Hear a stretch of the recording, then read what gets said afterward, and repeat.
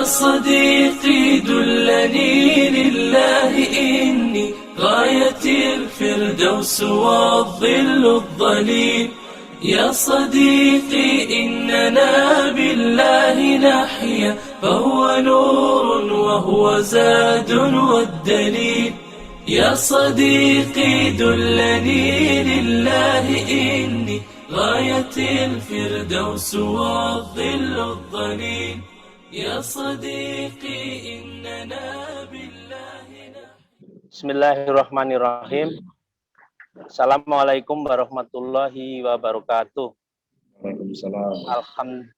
Alhamdulillahil malikil haqqil mubin alladzi habana bil imani wal yaqin. Allahumma sholli ala sayyidina Muhammadin khatimil anbiya'i wal mursalin wa ala alihi thayyibin wa sahbihil ahyari ajmain. Wa man tabi'ahum bi ihsanin ila yaumiddin. Rabbi shrah li sadri wa yassir li amri wahlul 'uqdatam min lisani yafqahu qawli. Amma ba'du. Bapak dan Ibu yang dirahmati Allah, marilah kita bersama-sama menjadikan puji dan syukur kehadirat Allah Subhanahu wa taala yang telah melimpahkan taufik dan hidayahnya sehingga kita bisa berjumpa kembali untuk bersama-sama thalabul ilmi dalam rangka meningkatkan iman dan takwa kita kepada Allah Subhanahu wa taala. Semoga Allah Subhanahu wa taala selalu melimpahkan rahmatnya kepada kita semua. Wabil khusus kepada Bapak dan Ibu yang tergabung dalam majelis ini. Amin amin ya rabbal alamin. Shalawat dan salam senantiasa kita haturkan kepada junjungan kita Nabi besar Muhammad sallallahu alaihi wasallam serta keluarganya, para sahabatnya dan umatnya sampai di akhir zaman. Semoga Bapak dan Ibu yang tergabung dalam majelis ini akan mendapatkan syafaat di yaumil qiyamah nanti. Amin amin amin. Terima kasih kami ucapkan kepada Bapak dan Ibu untuk bergabung dalam kajian Ramadan yang diselenggarakan oleh Masjid Raya Pondok Indah. Insya Allah akan dilaksanakan sebulan penuh. Bapak dan Ibu yang dirahmati Allah, sebelumnya kami mohon maaf atas keterlambatan mulai untuk kajian pada hari ini karena kebetulan guru kita baru selesai kajian di tempat lain. Gitu ya Pak Ustadz ya? Ya, Pak. Ya. Sebelum acara kami dimulai, kami akan bacakan adab atau tata tertib dalam mengikuti kajian online ini. Yang pertama, hadirkanlah hati dan pikiran selama kajian agar mendapatkan keberkahan dari kajian ini. Kemudian yang kedua, senantiasa berpakaian sopan dan rapi. Yang ketiga, bila Bapak dan Ibu terasa mengantuk agar menonaktifkan videonya.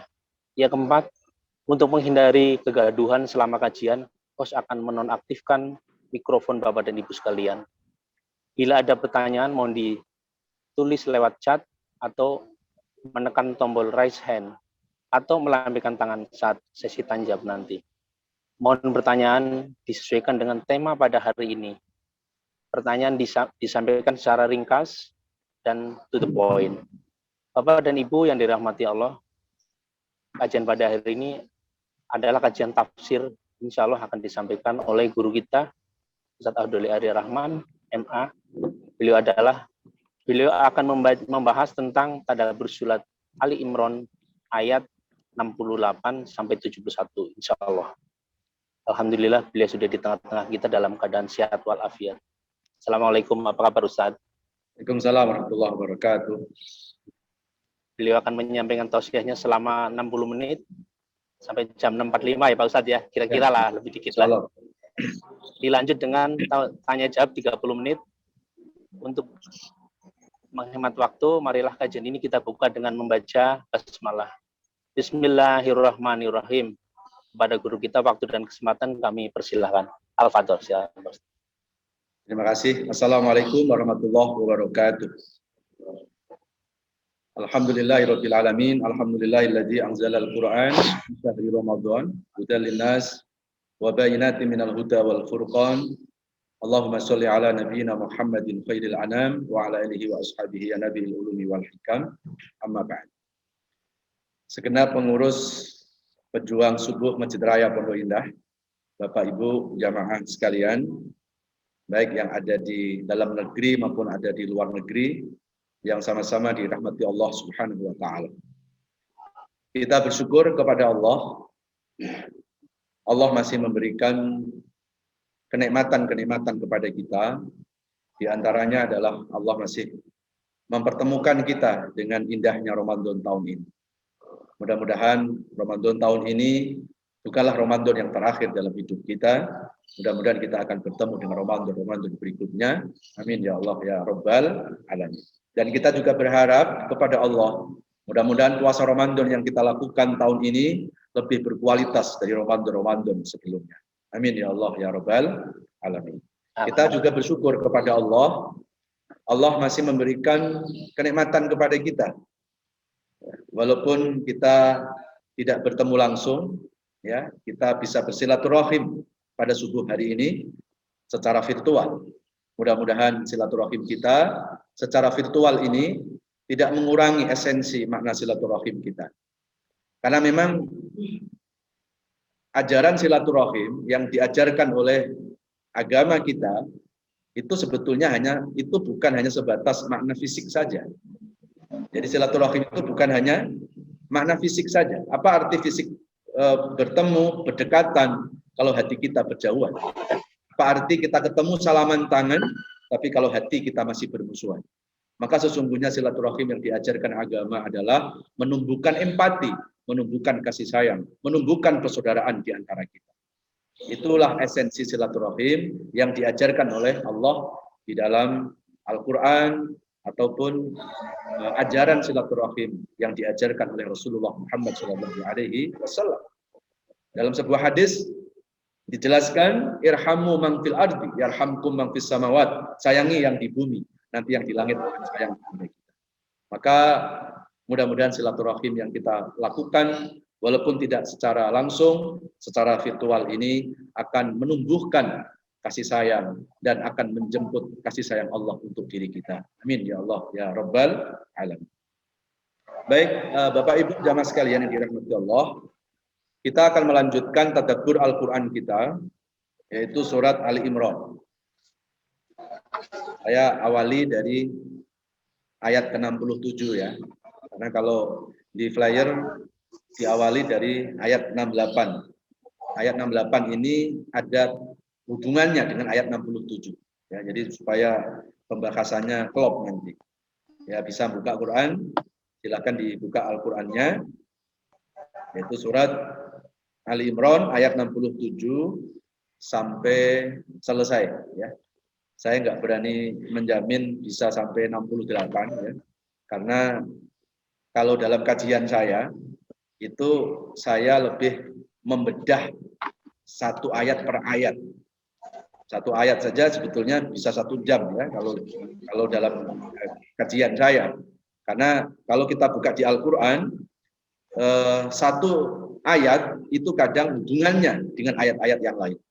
Ya, itu yang disebut dengan tafsir ayat bil ayat. Ya, mudah-mudahan cukup waktu insya Allah. Ya.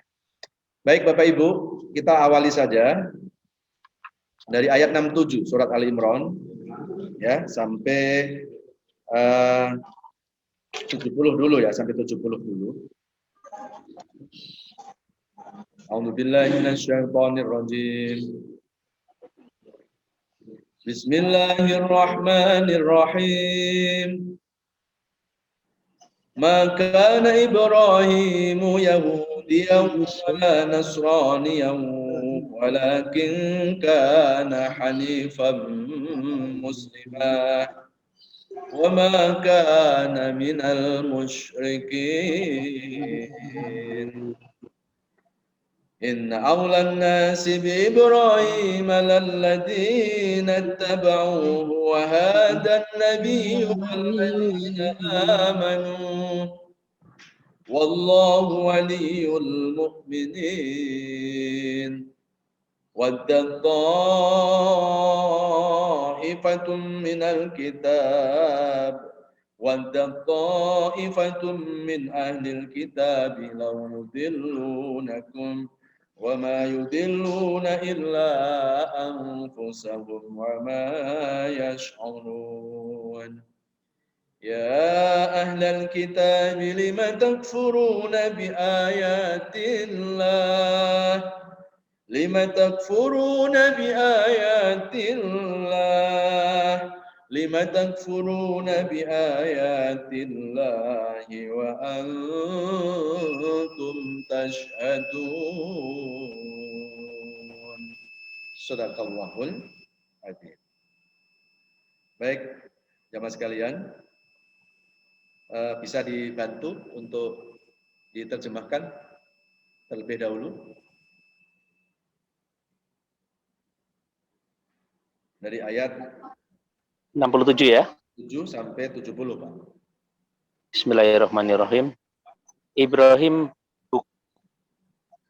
Ibrahim bukanlah seorang Yahudi dan bukan pula seorang Nasrani, tetapi dia adalah seorang yang lurus, Muslim, dan dia tidaklah termasuk orang-orang yang musyrik. Kemudian ayat 68, orang yang paling dekat kepada Ibrahim ialah orang yang mengikutinya, dan Nabi ini Muhammad dan orang yang beriman. Beriman Allah adalah pelindung orang-orang yang beriman. Ayat 69, golongan ahli kitab ingin menyesatkan kamu, padahal sesungguhnya mereka tidak menyesatkan melainkan diri mereka sendiri, tetapi mereka tidak menyadari. 70, wahai ahli kitab, mengapa kamu mengingkari ayat-ayat Allah, padahal kamu mengetahui kebenarannya? Silakan, Ustaz. Baik, Shadaqallahul adzim. Shadaqallahul adzim. Allah atas segala firman-firman-Nya. Baik, Bapak Ibu jamaah sekalian, kita akan mengkaji surat Al-Imran ayat ke-67 ya. Di mana ayat ini menjelaskan tentang status dari Nabi Ibrahim. Ya. Allah menjelaskan tentang sosok dari pribadi Nabi Ibrahim. Maka Nabi Ibrahim Yahudiyya wala Nasraniyah. Nabi Ibrahim itu bukanlah orang Yahudi dan juga bukanlah orang Nasrani. Kenapa Allah menyatakan ini? Karena orang-orang ahli kitab itu beranggapan bahwa Ibrahim itu dari orang Nasrani. Ya, ini pengikut Nabi Isa. Kemudian pengikut Nabi Musa, orang Yahudi mengatakan, oh enggak, Ibrahim itu orang Yahudi. Jadi antara orang Nasrani sama orang Yahudi itu saling mengklaim bahwa Nabi Ibrahim adalah nabinya mereka. Ya, ada yang mengatakan nabinya orang Nasrani, ada yang mengatakan nabinya orang Yahudi. Padahal Nabi Ibrahim adalah seorang nabi, wa makana, Nabi Ibrahim adalah walakin kana, ya, walakin kana hanifa muslima. Padahal Nabi Ibrahim adalah seorang nabi yang muslim, yang lurus. Ya, jamaah sekalian yang dirahmati Allah Subhanahu wa taala. Jadi kalau kita lihat di ayat ini jamaah sekalian, ternyata yang namanya perbedaan itu tidak hanya terjadi dalam kondisi umat Islam sekarang ini saja. Pada masa ahli kitab, yaitu orang-orang Yahudi, kemudian ahli kitab, orang-orang Nasrani, umat Nabi Musa sama umat Nabi Isa saja, mereka juga ada perbedaan-perbedaan. Mereka berselisih juga. Ya. Maka dalam kondisi seperti saat sekarang ini, umat Islam tidak perlu mengangkat perbedaan-perbedaan. Karena kalau umat Islam itu mengangkat perbedaan-perbedaan, nggak akan selesai. Mau sampai hari kiamat nggak selesai itu perbedaan itu. Ya, karena memang perbedaan itu merupakan sunatullah, ya, merupakan hukum Allah. Ya, yang penting adalah bagaimana kita mempertajam persamaan, bukan mempertajam perbedaan. Ya, kalau kepada orang yang non-Muslim umpamanya ya, maka jangan lihat agamanya yang berbeda, tapi lihatlah orang non-Muslim itu juga manusia loh. Ya, kalau orang non-Muslim itu manusia, kita juga manusia. Maka ketika kita disakiti, kita nggak boleh kita menyakiti mereka, walaupun itu kepada orang yang non-Muslim. Lah apalagi kalau sesama umat Islam yang Tuhannya sama, nabinya sama, Qur'annya sama gitu, kiblatnya sama gitu loh. Ya, kalau hanya gara-gara beda fikih, hanya gara-gara beda pemahaman, tidak perlu sesama umat Islam itu saling provokasi. Tidak perlu kita itu mempertajam perbedaan, tapi pertajamlah persamaan. Ya, jamaah sekalian yang dirahmati Allah Subhanahu wa taala. Nah, kalau kita buka di ayat yang lain, Nabi Ibrahim itu dijelaskan sebagai Abul Anbiya wal Mursalin. Jadi gelar Nabi Ibrahim itu ada 4 itu. Ya. Pertama, Nabi Ibrahim itu disebut dengan Abul Anbiya wal Mursalin, bapaknya para nabi dan bapaknya para rasul. Kenapa Nabi Ibrahim disebut bapaknya para nabi dan rasul? Karena semua keturunan Nabi Ibrahim itu kebanyakan menjadi orang-orang soleh, menjadi para nabi dan menjadi para rasul. Kita kalau bukan sejarah, Bapak Ibu, Nabi Ibrahim ini kan punya istri pertama Ibu Sarah. Dari Ibu Sarah, Nabi Ibrahim lama menikah, tidak dikaruniai anak. Akhirnya Ibu Sarah rela supaya Nabi Ibrahim itu berpoligami. Tapi tujuannya Ibrahim berpoligami bukan karena nafsu, tapi karena kepingin keturunan. Karena istrinya Ibu Sarah berpikir jauh ke depan. Wahai suamiku, kalau sampai engkau nggak punya anak, kita nanti bakal mati suamiku. Nanti siapa yang lanjutin perjuanganmu kalau sampai nggak punya anak? Maka silahkan kalau engkau mau poligami. Ya. Inilah Ibu Sarah itu. Ya. Akhirnya Nabi Ibrahim ketika disuruh poligami, apakah langsung kegirangan? Nabi Ibrahim marah, Bapak Ibu. Nabi Ibrahim marah itu. Enak aja kamu berani-berani menyuruh aku untuk poligami. Tahu nggak aku ini siapa? Kata Nabi Ibrahim. Aku ini bukan hanya sekedar suamimu loh. Aku ini utusan Allah. Aku ini Rasulullah. Dan seorang utusan Allah baru boleh menjalankan perintah kalau yang memerintahkan itu Allah. Sementara Allah belum menyuruh aku untuk melakukan poligami. Kok kamu sudah berani menyuruh aku untuk poligami? Ada nggak suami yang kayak begini? Ya. Ya. Jamaah sekalian, ini bedanya Nabi Ibrahim dengan Bang Baim. Ya. Kalau Bang Baim sih, jangankan disuruh sama istri, ya. Kadang-kadang nggak disuruh pun sudah mencari-cari. Nabi Ibrahim betul-betul menunjukkan bahwa Nabi Ibrahim itu utusan Allah, nggak mau melakukan sesuatu kalau itu nggak berdasarkan wahyu Allah Subhanahu wa taala. Akhirnya istrinya pun beralasan, berargumen dengan argumen yang sangat luar biasa. Wahai suamiku, aku menyuruh poligami bukan karena kemauanku, tapi aku juga memikirkan agama Allah. Nanti siapa yang melanjutkan perjuanganmu, suamiku, kalau sampai kita nggak punya keturunan? Ya, nah, jemaah sekalian yang dirahmati Allah. Jadi istri Nabi Ibrahim yang bernama Sarah ini visioner, seorang wanita yang bukan hanya berpikir ya sesaat, tapi berpikir ke depan, memikirkan agama Allah Subhanahu wa taala. Dan singkatnya cerita, akhirnya nikahlah Ibrahim dengan Ibu Hajar. Nah, dari Ibu Hajar, alhamdulillah Ibrahim dikaruniai anak. Lahirlah anak dari Ibu Hajar yang namanya Ismail. Lahirnya Nabi Ismail itu ada di Mekah, antara perbatasan Safa Marwah, di atas sumur Zam-Zam itu. Lahirlah Nabi Ismail. Nabi Ismail lahir di Mekah, maka dari Nabi Ismail melahirkan keturunan sampai akhirnya pada Nabi kita Muhammad Shallallahu Alaihi Wasallam. Jadi Nabi Muhammad itu adalah anak cucu dari Nabi Ibrahim. Pantes kalau Nabi Ibrahim menyembah Allah, Nabi Muhammad pun menyembah Allah. Karena jalurnya sama.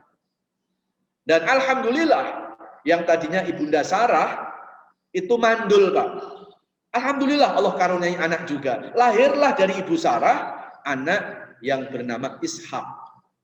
Ya, lahirnya di Bani Israel, ya. Kemudian dari Nabi Ishak melahirkan keturunan sampai akhirnya kepada Nabi Isa alaihissalam. Jadi Nabi Muhammad sama Nabi Isa itu saudara tunggal bapak.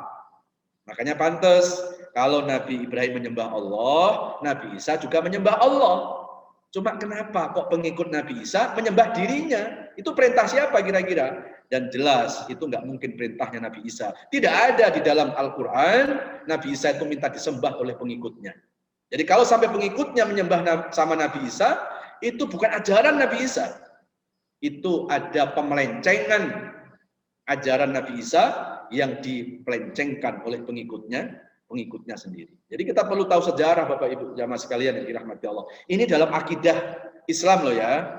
Jadi jangan dibawa ke akidah saudara-saudara kita Nasrani ya. Ini kita melihat dalam perspektif akidah Islamiyah. Ya, jadi Nabi Isa itu nabinya Allah. Nabi Isa utusan Allah. Nabi Isa bukan Yesus, Nabi Isa bukan anak Tuhan, Nabi Isa adalah utusan Allah. Nabi Isa bin Maryam, anak laki-lakinya Maryam. Ya, jamaah sekalian dirahmati Allah. Ayo kita buka ya di surat yang lain, yaitu surat As-Saff. As-Saff itu surat 61 ayat yang ke-6 ya.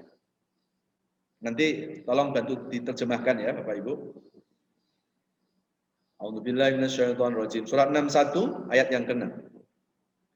A'udzubillahi minasyaitonirrajim. Bismillahirrahmanirrahim. Wa idh qala Isa ibn Maryam ya bani Israil. Ya bani Israil inni Rasulullah ilaikum musaddiqan lima baina yadayya minat Taurat wa mubashiran bi rasulin ya'ti min ba'di ismuhu Ahmad. Walamma ja'ahum bil bayyinat qalu hadza sihrun mubin. Sadaqallahu. Silakan. Mas Said mohon bantu Mas Said.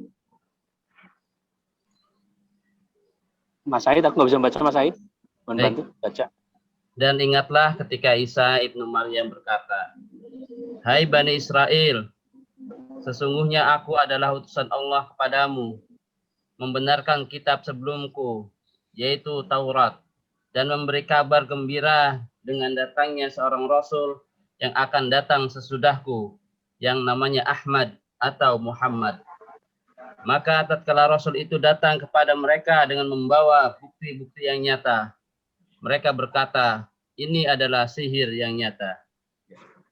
Sadaqallahul adzim. Segala firman-firmannya. Coba kita renungi ya Bapak Ibu. Surat As-Saff surat 61 ayat yang ke-6 ini. Wa idh qala Isa bin Maryam, ketika Isa bin Maryam. Di sini tidak ada keterangan Isa ibnullah ya. Isa anak Allah, enggak ada itu. Tapi Isa bin Maryam. Jadi jangan hanya gara-gara Nabi Isa enggak ada bapak, cuma hanya ada ibu, terus bisa lahir ke alam dunia, terus kemudian dihubung-hubungkan. Berarti siapa dong orang tuanya atau bapaknya Nabi Isa? Ya, nah, seolah-olah itu dihubungkan bahwa orang tua atau bapak Nabi Isa adalah Tuhan, adalah Allah. Ya, nah, kalau hanya gara-gara Nabi Isa itu nggak punya bapak, hanya punya ibu bisa lahir ke alam dunia, ya ini belum seberapa Pak. Ini kan salah satu bukti kemahabesaran Allah. Allah bisa menciptakan manusia ya tanpa melalui pasangan suami istri. Itu haknya Allah. Innama amruhu idza arada syai'an ayyaqula lahu kun fayakun. Ya kalau Nabi Isa masih mending itu. Ibunya masih ada walaupun nggak ada bapak. Lah Nabi Adam sama Ibu Hawa ya itu malah nggak ada bapak, nggak ada ibu, bisa ada ke alam dunia itu. Ya, kalau Allah berkehendak tidak ada yang susah buat Allah Subhanahu wa taala. Ya. Jadi jelas Nabi Isa ini adalah anaknya ibunda Maryam. Ketika berkata kepada kaumnya Bani Israel, wahai Bani Israel, sesungguhnya aku adalah utusan Allah. Nah, di ayat ini jelas Nabi Isa tidak mengatakan bahwa aku ini anak Allah, aku ini adalah Yesus, tidak. Tapi aku adalah utusan Allah yang membenarkan ya kitab yang datang sebelum aku. Berarti Taurat yang diturunkan kepada Nabi Musa alaihissalam. Jadi kalau Nabi Musa dituruni kitab Taurat, Nabi Isa dituruni kitab Injil. Berarti keberadaan Nabi Isa dengan Nabi Musa itu sama-sama utusan Allah. Clear ya? Jadi jelas itu. Nggak pernah Nabi Isa itu mengatakan bahwa dirinya adalah anak Allah atau Yesus. Tidak ada. Beliau mengatakan aku adalah utusan Allah sama dengan utusan-utusan Allah yang sebelumnya.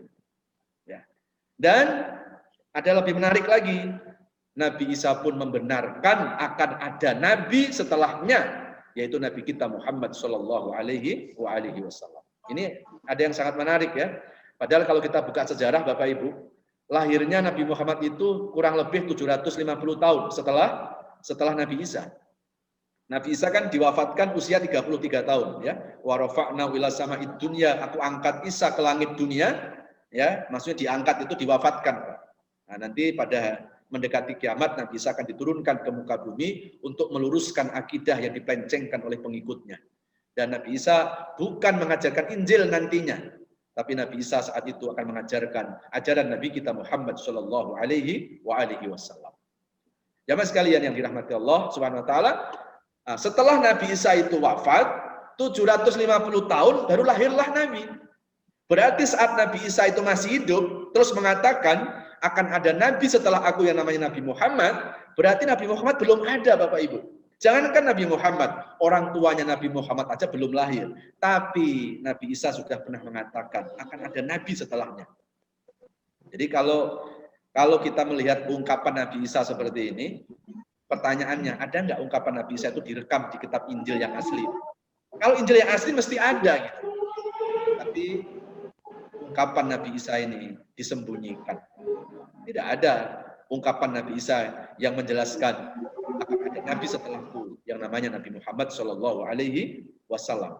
Kalau kita buka di Bible, Pak, Bible Yohanes, ya Yohanes 5 pasal 30, ya itu pernah mengatakan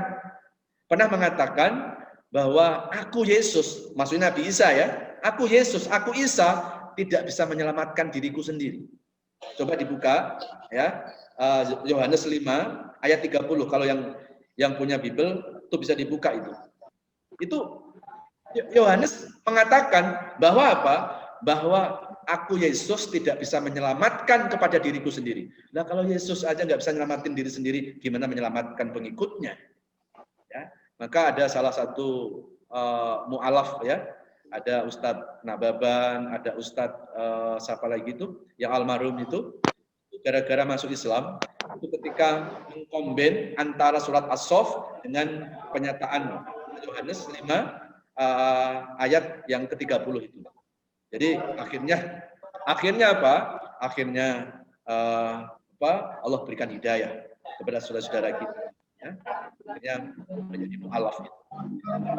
Jadi jelas bahwa apa yang ada di dalam Al-Quran ya itu sebetulnya juga diakui oleh sebagian ahli kitab. Cuma kebanyakan ahli kitab itu menyembunyikan, Pak. Itu menyembunyikan. Kebenaran Islam disembunyikan. Kebenaran adanya Rasulullah disembunyikan. Oke, faktornya apa kok mereka menyembunyikan tentang Islam, tentang Nabi Muhammad, Pak? Ayo kita buka ya. Surat Ali Imran, surat ketiga. Surat ketiga.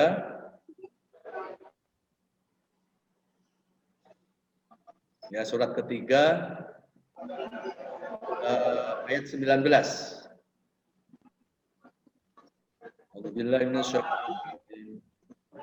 Bismillahirrahmanirrahim.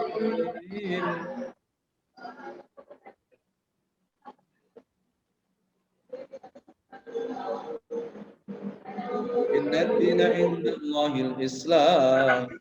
Wa makhtalafa alladziina utul kitaba illa min ba'di ma jaa'ahumul 'ilmu baghyan bainahum.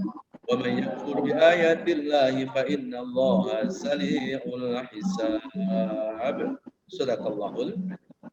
Silakan, Pak. Ya, Mas Said, langsung Mas Said. Sesungguhnya agama yang diridhoi di sisi Allah hanyalah Islam.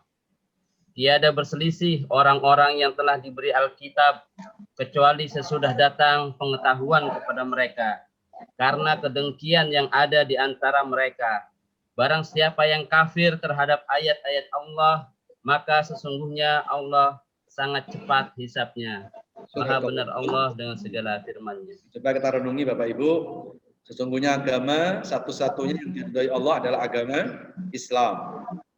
Ini adalah prinsip ya, kita seorang muslim meyakini kebenaran Islam. Jadi tidak boleh seorang muslim mengatakan semua agama itu baik. Kalau mengatakan semua agama itu baik, berarti secara tidak langsung orang Islam itu telah melegalkan untuk pindah-pindah agama. Loh, kenapa pindah agama? Kan semuanya baik. Bahaya Pak kalau kayak gini Pak. Kalau kita mengatakan semua agama itu baik, harusnya jangan dititik di situ. Harus kita tambahkan semua agama itu baik buat pengikutnya. Nah, itu harus tambah itu, Pak. Semua agama baik buat pengikutnya. Karena saya pengikut Islam, Islam yang terbaik. Adapun orang Nasrani mengatakan Nasrani yang baik, silakan karena mereka beragama Nasrani. Adapun Hindu mengatakan Hindu yang terbaik, silakan karena mereka beragama Hindu. Kita tidak boleh orang yang beragama Islam mengatakan semua agama itu baik. Semua agama baik buat pengikutnya. Tapi karena saya pengikut Islam, Islam yang terbaik. Harus begitu. Ya. Karena kalau sampai ada istilah semua agama itu baik, ini kalau dipahami oleh anak-anak kita yang masih awam, Pak, ini sangat membahayakan ini. Ya, nanti bisa jadi anak-anak kita akan menghalalkan untuk nikah lintas agama, untuk perkawinan lintas agama, karena dianggapnya semua agama itu baik. Dan jelas ya, pernikahan lintas agama itu tidak dibolehkan dalam Al-Qur'an ini. Ini kalau kita buka jelas di surat Al-Baqarah ayat 221, wala tunkihul musyrikati hatta yu'minna. Tidak boleh seorang muslim menikahi wanita yang non muslim walaupun memikatmu. Jelas itu ayat. Ya, andai kata semua agama itu baik, harusnya tidak turun ayat itu. Harusnya boleh dong pernikahan lintas agama. Sementara pernikahan lintas agama itu dilarang oleh Allah Subhanahu wa Ta'ala. Ya, jamaah sekalian yang dirahmati Allah, ayat ini bukan untuk menjelek-jelekan agama Islam. Jangan sampai salah paham nih. Ya, saya bicara di sini Muslim. Bahwa agama yang terbaik adalah agama Islam. Adapun saudara kita yang mempunyai agama lain, silakan mengatakan agama yang diyakini itu yang paling benar. Dan kita tidak boleh saling menyalahkan. Inilah toleransi yang diajarkan oleh Islam. Kemudian kita lanjut lagi, masih surat Ali Imran ayat 19. Wa makhtalafal ladzina utul kitaba illa min ba'di ma ja'ahumul ilmu baghyan bainahum. Dan tidaklah orang-orang ahli kitab itu berselisih. Ya, yaitu Yahudi dan Nasrani tadi, kecuali setelah dia mendapatkan ilmu tentang Islam, ilmu tentang kebenaran. Kenapa mereka kok tidak menerima Islam, tidak menerima kebenaran, termasuk tidak menerima ungkapan Nabi Isa sendiri, karena mereka ada sifat kedengkian di antara mereka. Karena dalam ahli kitab itu ada yang beranggapan bahwa istri yang sah Nabi Ibrahim cuma ibu Sarah. Maka sebagian ahli kitab hanya menerima keturunan Nabi Ibrahim dari ibu. Mereka ada yang beranggapan bahwa istri Nabi Ibrahim itu bukan istri yang sah, sehingga keturunan yang lahir dari Ibu Hajar mereka tolak. Ini kan ada faktor kedengkian. Kenapa? Karena Nabi Ibrahim dan Ibu Sarah itu terlahir dari Bani Israel, sementara Nabi Muhammad itu dilahirkan di Mekah. Jadi ada faktor kesukuan, Pak, sehingga mereka tidak. Dan sebab dengki itulah mereka menolak Islam yang dibawa oleh Rasulullah Muhammad SAW.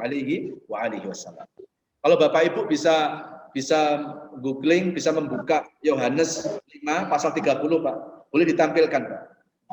Bagaimana ungkapan Yohanes itu ya menjelaskan tentang Nabi Isa, yaitu Yesus, yang mengatakan, aku tidak bisa menyelamatkan diriku sendiri, dan Yesus mengatakan, ikutilah orang yang lahir setelahku, yaitu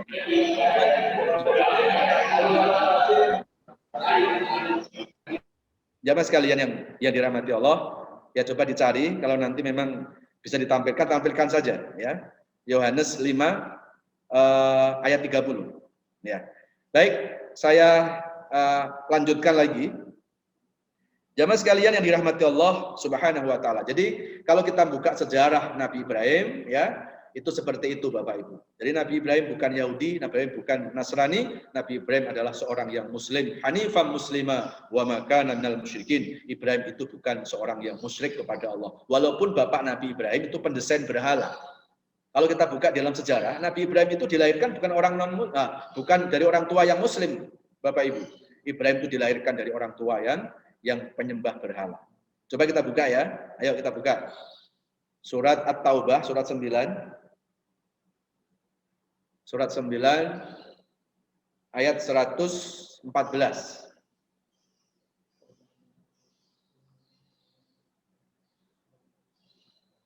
Surat At-Taubah, surat 9 ayat 114. A'udzubillahiminasyaitonirrajim. Bismillahirrahmanirrahim.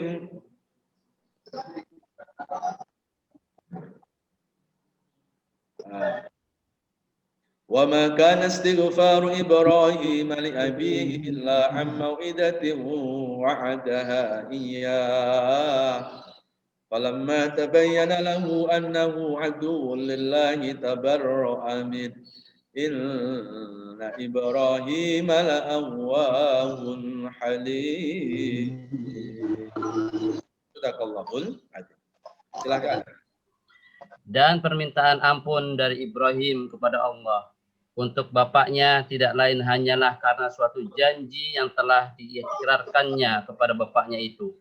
Maka tatkala jelas bagi Ibrahim bahwa bapaknya itu adalah musuh Allah, maka Ibrahim berlepas diri daripadanya.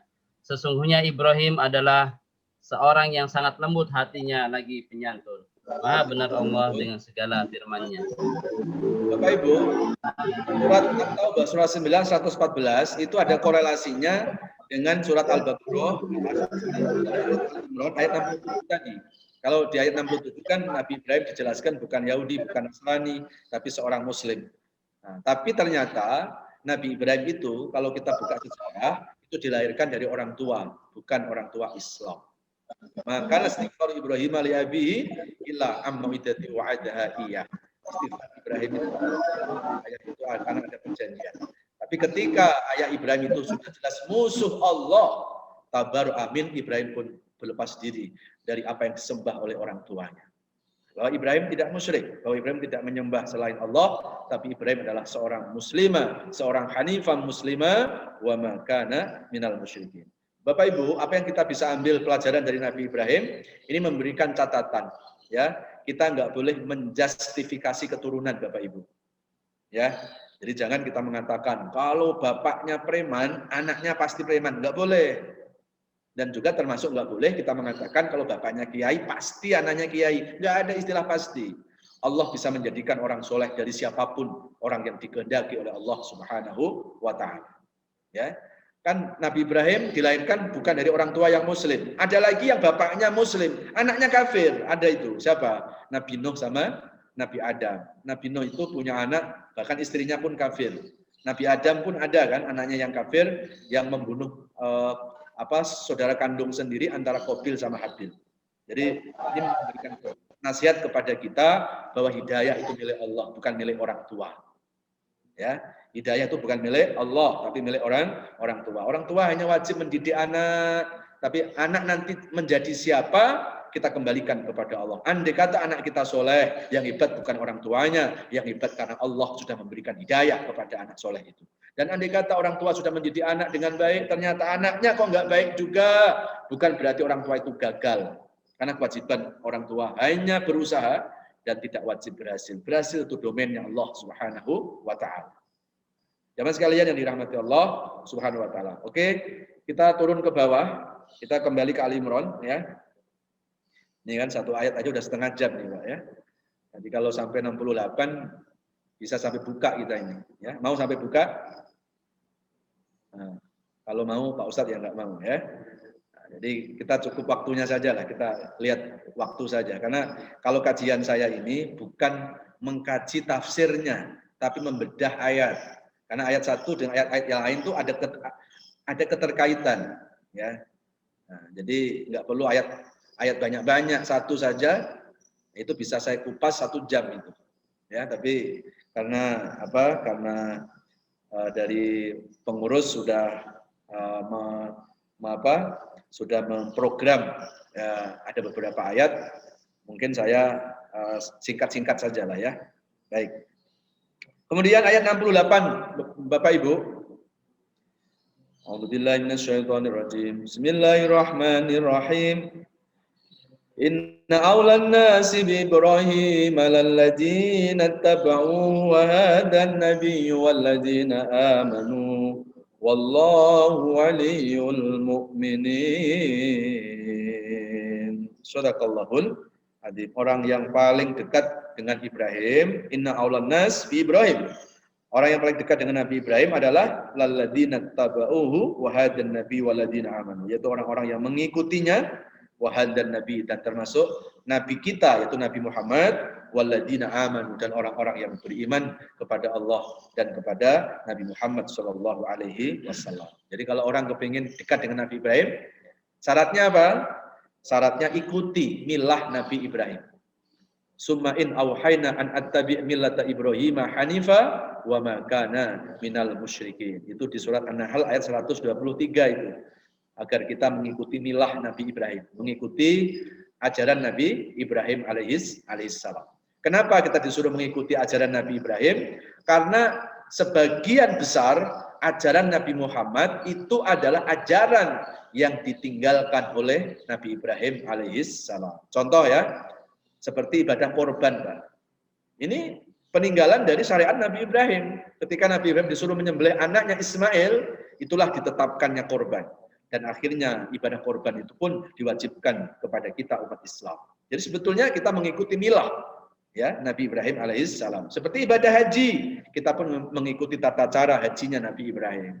Ada apa? Ada melempar jumroh, itu kan termasuk mengikuti Nabi Ibrahim. Ketika Nabi Ibrahim menyembelih anaknya, diganggu sama setan, dilemparlah oleh Allah. Dilempar oleh Nabi Ibrahim dengan batu itu. Akhirnya itu menjadi lempar jumroh. Ada jumroh ula, jumroh wusta, dan jumroh akobah. Itu mengikuti Nabi Ibrahim.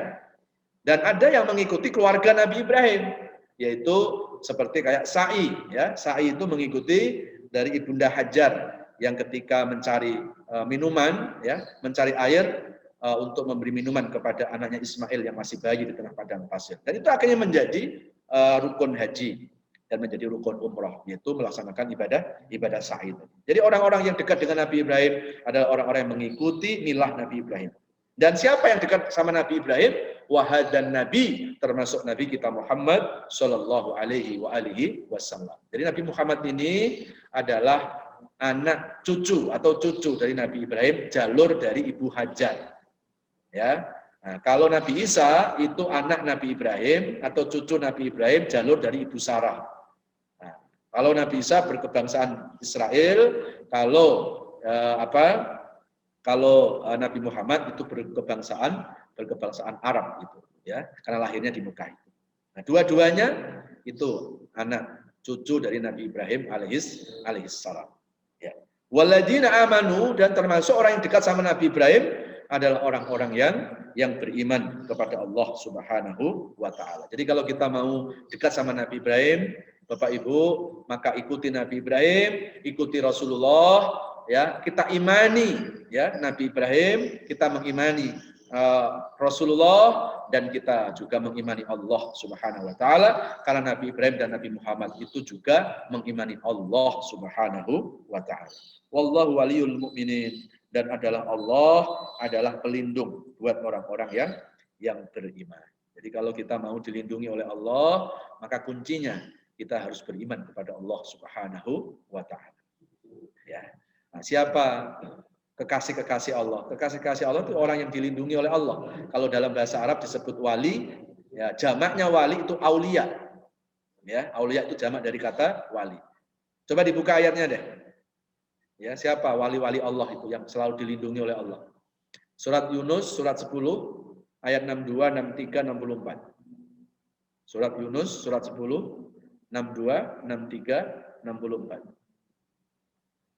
A'udzubillahi minasyaitonir rajim. Bismillahirrahmanirrahim. Ala inna awliya Allahi la khawfun alaihim wa la hum yahzanun. Alladzina amanu wa kanu yattaqun. Lahumul busyra fil hayatid dunya wa fil akhirah la tabdila li kalimatillah dzalika huwal fawzul azim. Shadaqallahul azim. Silakan, Pak. Ingatlah, sesungguhnya wali-wali Allah itu tidak ada khawatir terhadap mereka dan tidak pula mereka bersedih hati. 63, yaitu orang-orang yang beriman dan mereka selalu bertakwa. 64, bagi mereka berita gembira di dalam kehidupan di dunia dan di dalam kehidupan akhirat. Tidak ada perubahan bagi kalimat-kalimat atau janji-janji Allah. Yang demikian itu adalah kemenangan yang besar. Maha benar Allah dengan segala firman-Nya. Baik, surat Yunus, surat 10, 62, 63, 64, Pak, itu ada korelasinya dengan surat Ali Imran 68 yang paling akhir ya. Wallahu waliyul mu'minin. Allah adalah pelindung orang-orang yang beriman. Jadi wali itu adalah pelindung ya.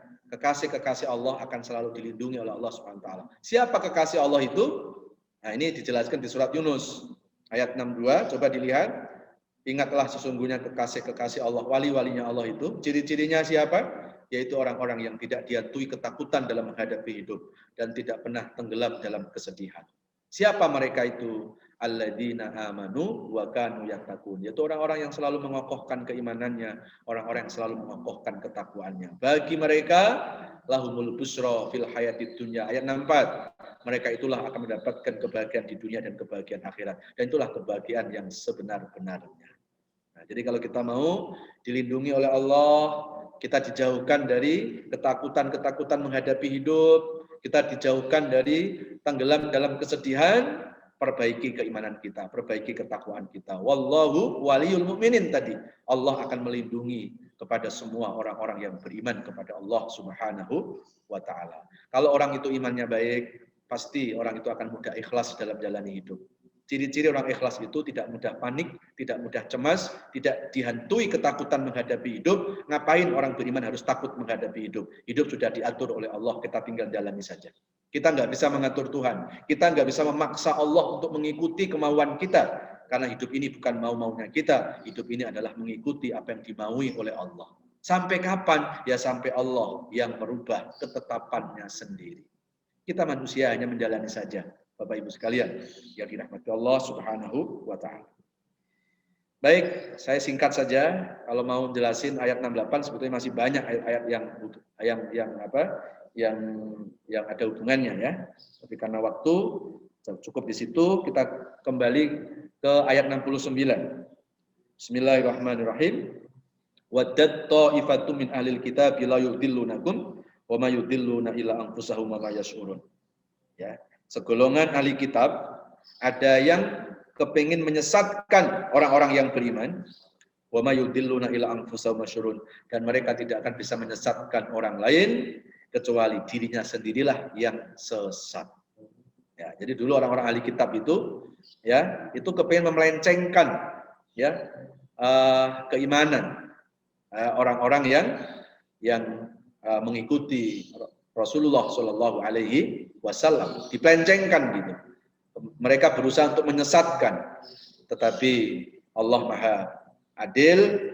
Mereka bukan menyesatkan orang-orang beriman, tapi merekalah yang sesat, menyesatkan dirinya sendiri. Karena ketika kita berbuat baik, sesungguhnya kebaikan untuk diri kita, dan ketika kita berbuat jahat, kejahatan juga akan kembali kepada diri kita sendiri.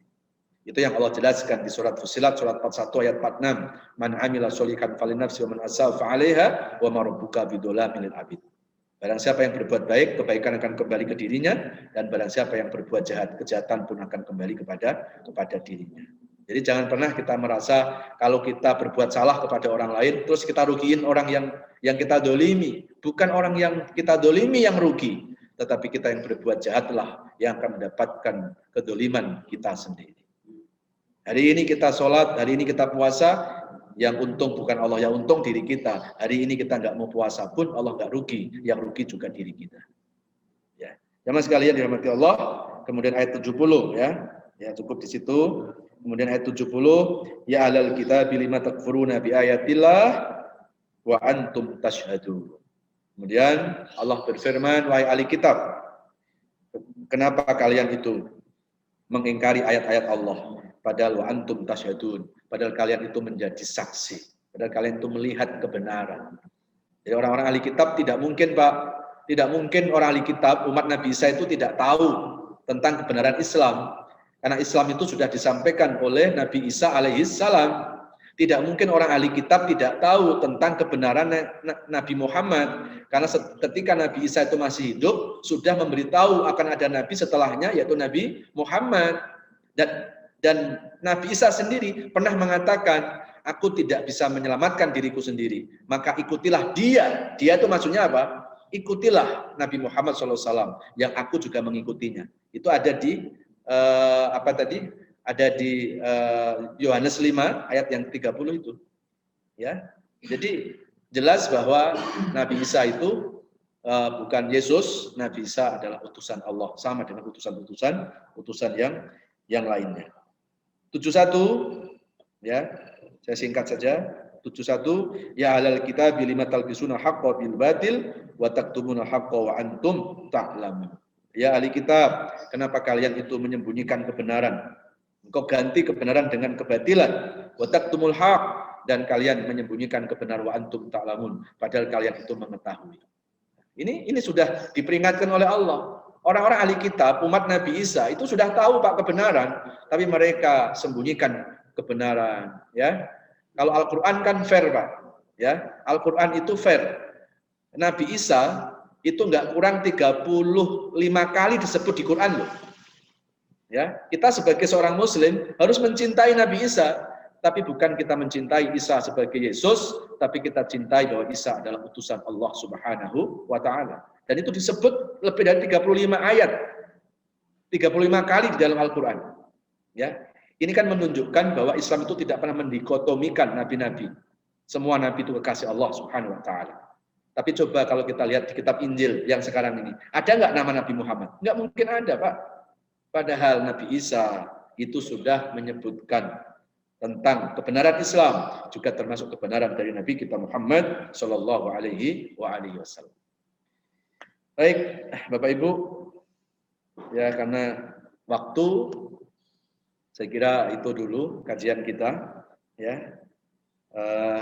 Kita sampai ayat 71 dulu.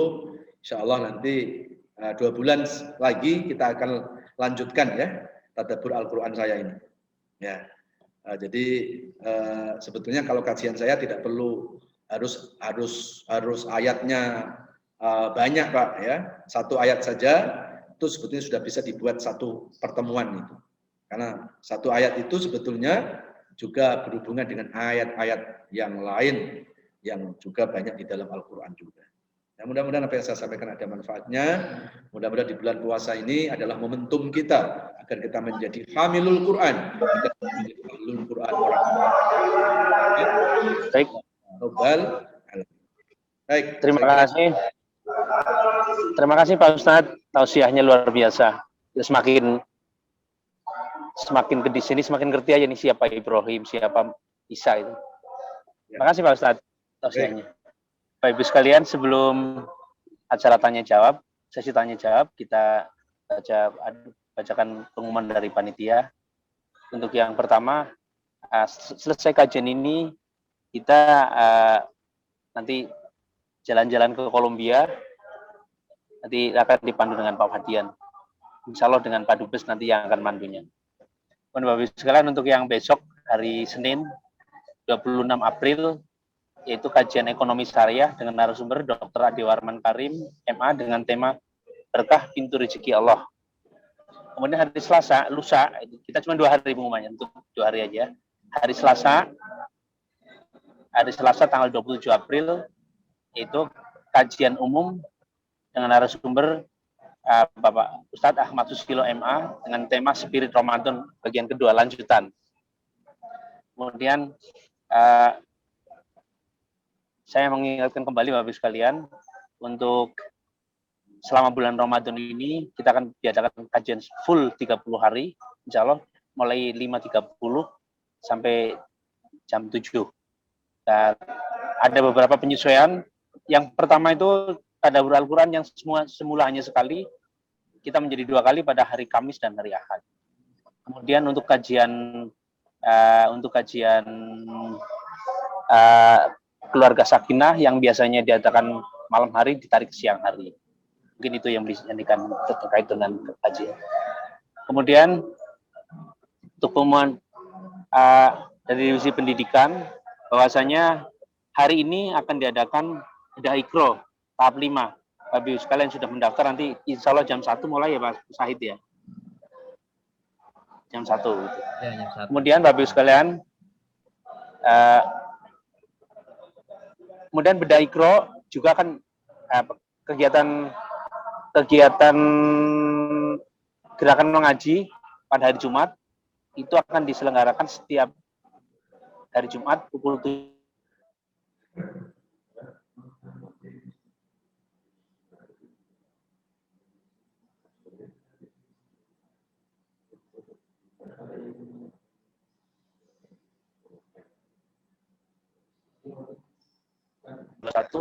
Telah kami salurkan bantuan bencana alam di Pulau Lembata, NTT, yaitu tahap 1 sebesar 5 juta, tidak terlalu banyak, tapi insya Allah untuk yang besok lebih banyak lagi. Pada Bapak jamaah yang telah berpartisipasi, kami ucapkan terima kasih, jazakumullah khairan katsiro. Program dompet bencana alam ini akan kami lanjutkan untuk daerah-daerah bencana lainnya yang tertimpa musibah. Bapak dan Ibu para jamaah yang ingin berpartisipasi bisa menghubungi Bendahara Pejuang Subuh Bapak Irwan Primaditya, nomor handphonenya 0811-828-246, mohon dicatat. Yang kedua, atau bisa mentransfer langsung ke rekening 7220201001 Bank Syariah Indonesia. Itu Yayasan Pejuang Subuh Pondok Indah. Mungkin itu Pejuang Subuh. Sekalian. Kemudian untuk selanjutnya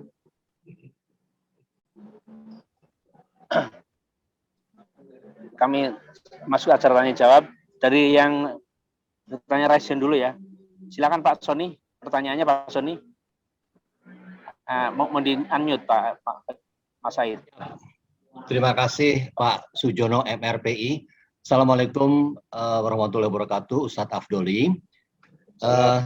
Tadi kan Ustadz cerita bahwasanya dari Abdu Ambia, itu Nabi Ibrahim, si bapaknya segala nabi itu, ada dua kubu istilahnya, dua garis keturunan, Ibu A dan Ibu B, Ibu Sarah dan Ibu Hajar. Nah, Nabi Muhammad itu turun dari Ibu Sarah, oke? Dari Nabi Ismail, bla bla bla bla bla sampai Nabi Muhammad. Nah, sementara kalau Nabi Isa dari Ibu Hajar, istri pertamanya Ibrahim, dari Yakub, warga Israel, kemudian Yusuf, dan akhirnya Nabi Isa.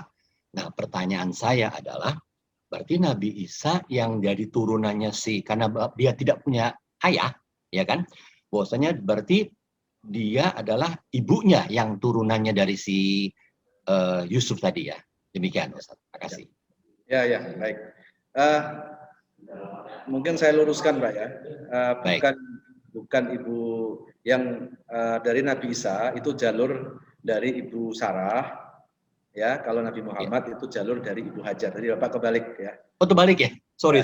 Oh, iya, oke. Apa. Ya maklum puasa misalnya. Salah ngerpek, Dok. Ya. Baik, Pak. Nah, jadi salah lihat dikit Bang. Jadi ya memang sejarahnya ya. Enggak batal Pak Sony, tenang aja. Amin.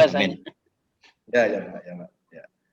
Jadi kalau kajian subuh memang ya maklum saja ya, karena agak ngantuk-ngantuk dikit lah Pak Ustaz.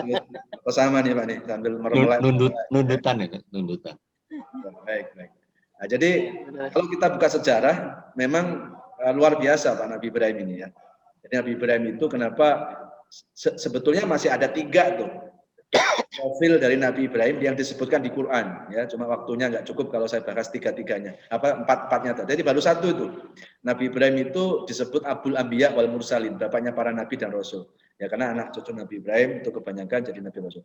Ada lagi Nabi Ibrahim disebut dengan Abul Ibtila, ini juga ada Abul Ibtila ya, bapaknya ujian, bapaknya cobaan. Karena ya Allah, kalau kita bicara pada Nabi Ibrahim ini, Nabi yang tidak pernah henti-hentinya Pak, diuji oleh Allah SWT ya, dari mulai Nabi Ibrahim masuk Islam, diusir oleh bapaknya dari rumahnya ya. Setelah itu Ibrahim hidup sebatang kara, Ibrahim berdakwah ya, menghancurkan berhala-berhala Namrud. Akhirnya diuji lagi, Ibrahim harus direbus, harus dibakar hidup-hidup oleh Namrud. Setelah itu nggak selesai lagi, diuji lagi Ibrahim. Apa itu Pak?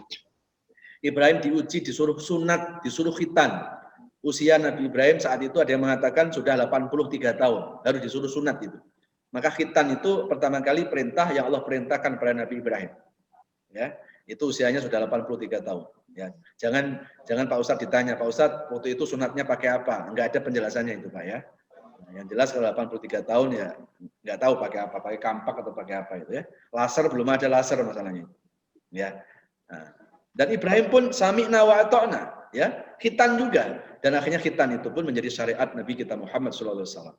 Dan ternyata menurut kenapa laki-laki muslim disuruh khitan? Karena itu ada dimensi medikal, baik buat kesehatan. Bahkan di Amerika itu 99% laki-laki dikhitan semuanya. Kalau nggak percaya silakan datang ke Amerika, periksa satu-satu ya. Itu 99% itu Pak. Ketika ditanya kenapa Anda, kan bukan muslim, kenapa Anda khitan? Jawabannya apa? Ini baik buat kesehatan. Itulah bukti bahwa ajaran Allah itu untuk kebaikan manusia. Jadi nggak perlu kita otak-atik lagi Pak. Kalau itu sudah ketetapan Allah. Ya. Setelah itu Nabi Ibrahim diuji lagi. Ya, dengan apa Pak? Lama nggak punya keturunan. Ya, begitu punya anak Ismail, baru seneng-senengnya lihat Ismail Pak, disuruh disembelih. Dan itulah cara Allah agar Ibrahim itu mencintai Allah di atas segala-galanya. Allah nggak mau gara-gara cinta sama anak nanti berkurang cinta Nabi Ibrahim kepada Allah Subhanahu wa Ta'ala. Abdul Ibtilah tadi ya. Dan ada lagi Ibrahim itu disebut juga selain Abdul Ibtilah, Ibrahim juga mendapat julukan Khalilullah, kekasih Allah. Khalilullah, Khalil, kekasih Allah. Kenapa?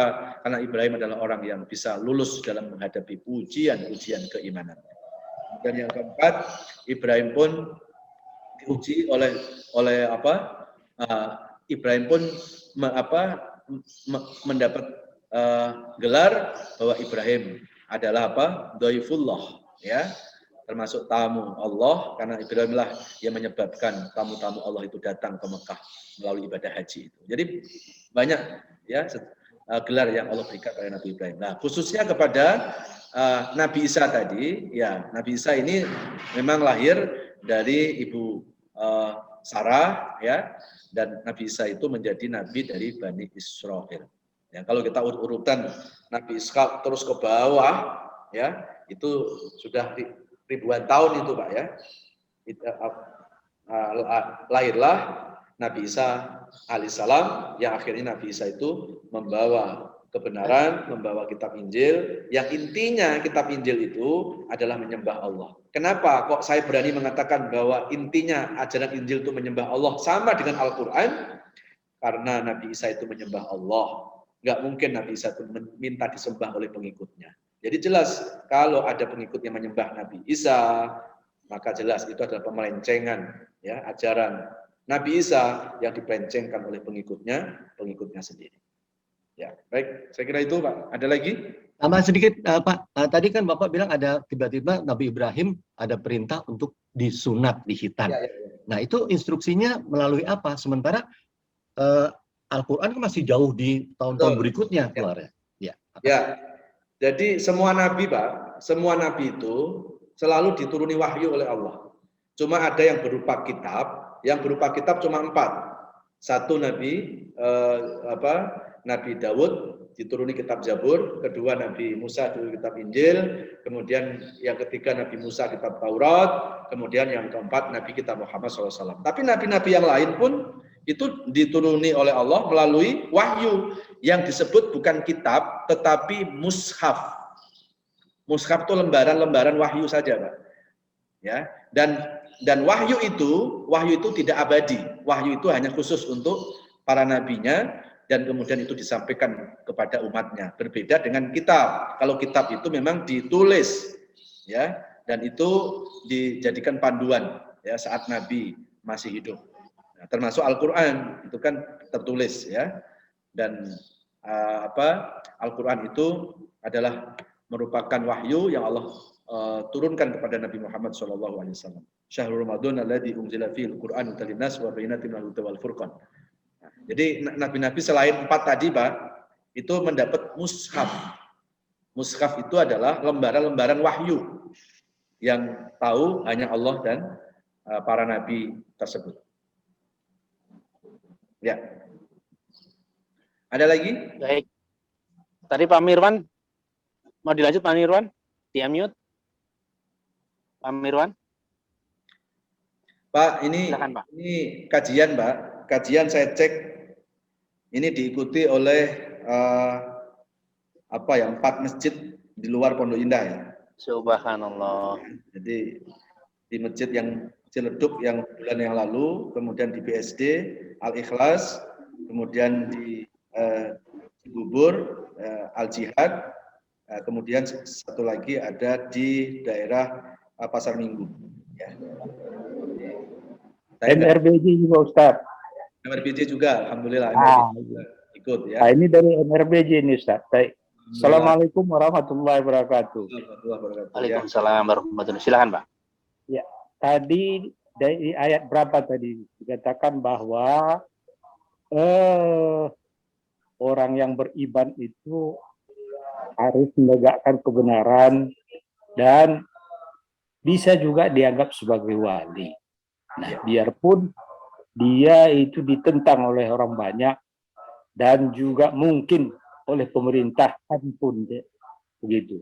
Nah, kalau kita lihat Habib Rizik sekarang, ya, yang sekarang dilakukan itu, kalau menurut kita ini kebaikan dan banyak ditentang orang dan pemerintah pun ikut serta menentangnya. Nah, apakah Habib Rizik ini bisa kita katakan sebagai wali, Pak Ustaz? Demikian. Assalamualaikum warahmatullahi wabarakatuh. Waalaikumsalam warahmatullahi wabarakatuh. Ada satu penggalan hadis Rasulullah, Pak. Ya, ada penggalan satu hadis Rasulullah tentang wali itu. Siapa sih wali itu? Siapa sih sosok yang pantas disebut wali itu? Itu Rasul mengatakan begini, la ya'riful wali illal wali, la ya'riful wali illallah.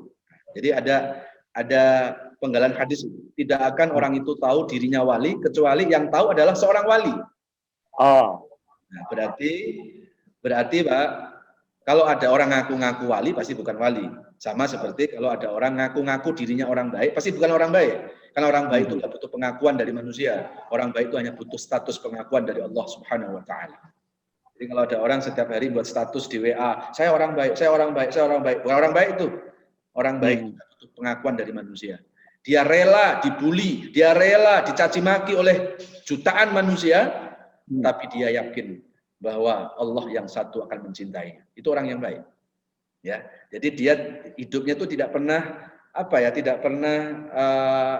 tidak pernah berpaling ya dari tujuan hidup untuk Allah. Dia lepaskan ya kehidupan hanya kepengin dipuji oleh manusia. Karena kalau pujian manusia Pak nggak lama Pak, hari ini memuji besok mencaci maki kita kok. Iya, betul. Kalau kita dipuji oleh Allah, walaupun seluruh dunia membenci kita, kalau Allah mencintai kita, mungkin di dunia orang itu tidak populer, tetapi orang yang baik itu di akhirat, orang baik itu di aras sana, di langit sana, namanya akan populer, dipopulerkan oleh malaikat-malaikat di langit sana. Ya, jadi kalau bicara wali, itu yang tahu hanya wali, dan satu lagi layak riful wali ilallah. Yang tahu wali hanya Allah Subhanahu wa taala. Ya, jangankan saya disuruh menilai, maaf, orang lain itu wali atau tidak, Pak. Saya aja nggak bisa tahu siapa diri saya loh, Pak. Apakah saya ini orang baik? Kalau saya mengatakan saya orang baik, saya orang ahli surga, sombong saya, Pak. Dari mana saya tahu orang baik? Saya sekarang baru ngaku-ngaku baik di hadapan Allah. Tapi saya nggak tahu Allah menerima saya apa tidak. Jadi semua kita ini, Pak, kalau mau jujur itu kita baru ngaku-ngaku hamba Allah, kita ngaku umatnya Rasulullah. Tapi pertanyaannya, apakah Rasul mengakui kita sebagai umatnya? Hanya Allah yang tahu. Makanya kalau orang itu benar-benar baik, Pak, dia tidak akan mudah untuk melihat kekurangannya orang lain. Orang yang baik adalah orang yang sibuk melihat kekurangannya sendiri, sehingga nggak ada waktu lagi untuk melihat kekurangan dan kesalahan orang lain. Itulah wali, Pak. Insya Allah. Ya. Baik. Ya. Cukup Pak. Sekarang dilanjut karena di chat nggak ada nih. Baik. Di chat nggak ada pertanyaan. Kita lanjut dengan Pak Hendar Asmara. Monggo Pak Hendar. Di-unmute Pak Fadian, Pak Anu, Pak Said. Yang terakhir ya. Terima Pak, kasih. Terakhir nih, terakhir Pak. Baik. Terakhir. Terima kasih. Suara saya jelas. Kedengaran. Suara saya jelas. Suaranya keputus Pak. Enggak. Suara saya jelas. Jelas. Coba. Ya, Jelas. terima kasih. Assalamualaikum warahmatullahi wabarakatuh. Waalaikumsalam warahmatullahi wabarakatuh. Ustadz Afdoli yang mulia, salam kenal dari saya, Hendar Asmara. Ya, Pak. Saya ada dua pertanyaan. Pertanyaan pertama adalah, saya pernah membaca, cuman saya lupa bacanya di mana ya. Itu dulu zamannya Utsman, Khalifah Utsman, itu kan beliau yang mengkoordinir pengumpulan mushaf-mushaf menjadi Al-Quran. Ya. Dan saya pernah baca itu ada 4 mushaf. Lalu yang 3 mushaf itu dibakar. Tapi yang 1 mushaf katanya masih disimpan di Irak. Itu di Iraknya ada di mana ya? Apa memang bisa dilihat oleh kita ini? Itu pertanyaan saya pertama. Pertanyaan saya kedua, tadi disebutkan Nabi Ibrahim alaihissalam disunat waktu umur 83 tahun. Itu kabar disunat 83 tahun itu dapatnya dari mana ya Ustaz? Terima kasih. Assalamualaikum warahmatullahi wabarakatuh. Ya. Baik Pak, kalau kita bicara tentang penyusunan Quran ya Pak. Dulu Quran diturunkan kepada Nabi itu enggak dibukukan seperti sekarang ini ya. Jadi Al-Quran itu pertama-tama diturunkan oleh Allah kepada malaikat Jibril. Itu di bulan Ramadan, 30 juz. Nah, jadi kalau ada keterangan Al-Quran diturunkan di bulan Ramadan, itu bukan Al-Quran yang diturunkan kepada Nabi. Ya, Al-Quran diturunkan di bulan Ramadan itu Al-Quran yang diturunkan oleh Allah kepada malaikat Jibril 30 juz di bulan Ramadan. Dan setelah 30 juz diturunkan di bulan Ramadan, maka malaikat Jibril menyimpan Al-Quran itu di Baitul Izzah. Di langit itu ada tempat namanya Baitul Izzah, tempat berkumpulnya para malaikat bertadarus Quran. Jadi malaikat-malaikat itu kerjaannya tuh tadarus Quran di langit sana, di tempat Baitul Izzah itu. Dan dari Baitul Izzah kemudian dibawa oleh malaikat Jibril lagi satu persatu diturunkan kepada Nabi sesuai dengan kebutuhan Nabi.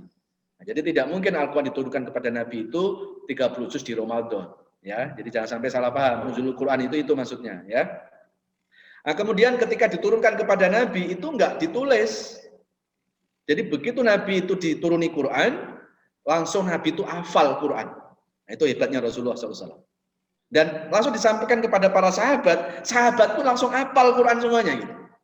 Nah, pada masa Khalifah Abu Bakar sudah punya istihad, ya, sama Umar dikasih masukan, wahai sahabat Abu Bakar, sebaiknya dipikirkan deh, Quran ini harus dibukukan. Kalau kita ini pernah ketemu Nabi, hidup di zaman Nabi, kita hafal Quran. Gimana kalau nanti ada umat-umat Islam yang hidup jauh setelah kita, yang mereka tidak hafal Quran? Bisa jadi nanti nggak akan bisa tahu Al-Quran itu. Itu salah satu istihad Umar bin Khattab kepada sahabat Abu Bakar. Tapi sahabat Abu Bakar mengatakan, aku nggak berani membuat Quran karena Nabi tidak menyuruh. Ya, jadi dianggapnya bahwa itu bid'ah, sahabat Abu Bakar.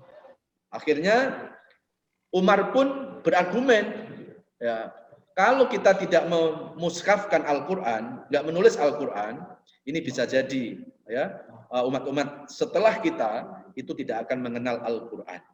Nah, akhirnya sahabat Abu Bakar memanggillah seorang sahabat namanya Zaid bin Sabit. Ini ada sejarahnya nih Pak.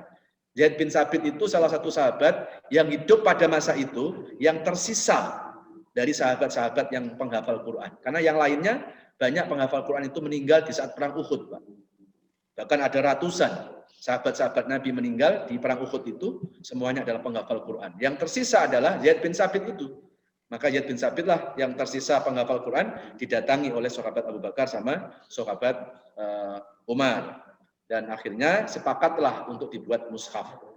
Dan baru mulai terbuat Al-Quran itu dimushafkan, itu bukan pada zaman Abu Bakar, bukan pada zaman Umar, dikumpulkan dulu. Ada yang ditulis di daun, ada tulis di batu, ya, kemudian dikumpulkan, maka tersusunlah pada masa Khalifah Utsman bin Affan.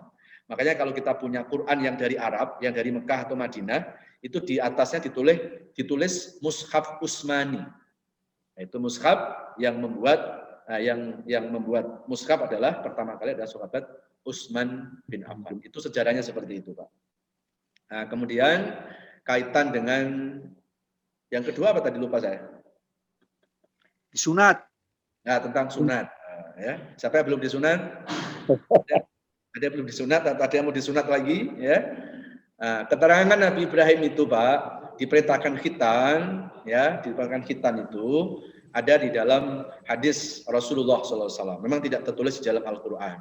Tetapi kita disuruh mengikuti milah Ibrahim, diantaranya adalah khitan, haji, melempar jumroh, termasuk berkorban. Itu ada di surat An-Nahl, surat 16. Surat 16, ayat 123 ya. Suma'in auhayna an attabi' millata Ibrahim hanifa wa ma kana minal musyrikin. Ini secara khusus Allah menyuruh kita supaya kita itu melakukan milah. Milah itu apa? Milah itu adalah ajaran agama yang sudah pernah dilakukan Nabi Ibrahim. Nah, termasuk adalah khitan dan lain-lain tadi. Ya, jadi Al-Quran itu nggak mungkin, Pak, menjelaskan secara eksplisit. Makanya dalil dalam narasumber Islam itu ada 3 ya. Pertama adalah Al-Quran, kedua adalah hadis, ketiga adalah ijtihad ulama-ulama salafus soleh atau sering disebut dengan ijma' qiyas. Ya. Nah, setelah Rasul wafat, maka muncullah generasi sahabat. Ini yang kita ikuti. Setelah sahabat tabi'in, setelah tabi'in tabi'in, setelah tabi'in baru ijtihad ulama-ulama salafus soleh. Ya. Baik Bapak Ibu, karena saya juga harus ada kajian lagi ya di tempat yang lain. Saya mohon maaf. Ini yang bisa saya sampaikan. Insya Allah 2 bulan lagi nanti kita akan ketemu lagi ya. Kita akan ketemu lagi. Kita akan mentadabburi Al-Quran. Nah, mudah-mudahan apa yang saya sampaikan hari ini akan menjadi pencerahan buat kita. Dan mudah-mudahan kita termasuk orang-orang yang ahlul Quran, orang-orang yang pecinta Quran, mampu membacanya, mampu mengkajinya, syukur-syukur mampu menghafalkannya, dan juga mampu mengamalkannya. Amin ya Allah ya Rabbal Alamin. Mari kita berdoa. Terima kasih Ustaz, terima kasih. Alhamdulillahirabbil alamin. Allahumma sholli ala Muhammad wa ala alihi wa sahbihi wa barik wa sallim ajmain. Ya Allah yang Maha Rahman, ya Maha Rahim. Ya Allah, bila hidup ke depan kami ini masih membawa kebaikan-kebaikan ya Allah. Mohon ya Allah panjangkan usia kami ya Allah. Berikan kesehatan jasmani kami ya Allah. Angkat seluruh penyakit-penyakit kami ya Allah. Baik penyakit fisik maupun penyakit hati diobati ya Allah. Berikan keikhlasan dan kesabaran dalam menjalani sisa-sisa hidup ini ya Allah. Amin. Dari mulai hari ini sampai Engkau mencabut nyawa kami ya Allah. Tetapkan Islam kami ya Allah. Sehingga hanya nama yang kami sebut ketika kami menghembuskan nafas terakhir. Amin. Muhammadin alhamdulillah. Assalamualaikum warahmatullahi wabarakatuh. Baik Bapak Ibu sekalian yang dirahmati Allah, demikianlah kajian pada hari ini. Semoga apa yang telah disampaikan oleh guru kita bermanfaat untuk kita semua. Pada guru kita kami ucapkan terima kasih, jazakumullah khairan katsira. Lebih kurangnya mohon maaf. Marilah kajian ini kita tutup dengan membaca doa kafaratul majelis. Subhanallah wa bihamdika asyhadu alla ilaha illa anta astaghfiruka wa atubu ilaik.